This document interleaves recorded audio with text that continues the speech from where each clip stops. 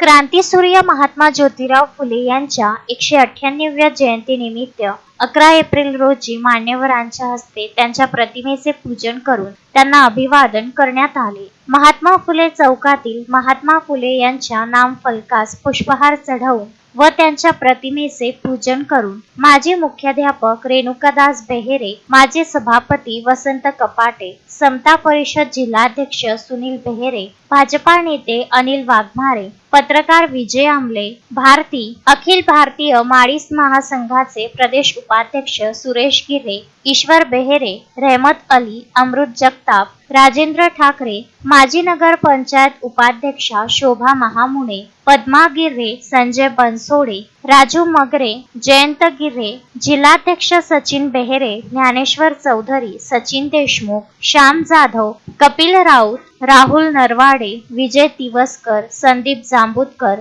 सुदर्शन जोगदंड, आशिष वांगे, अमर बेहेरे, अनुजा गिर्रे आदींनी आदरांजली वाहिली. संजय घोगरे, विदर्भ न्यूज, माहूर.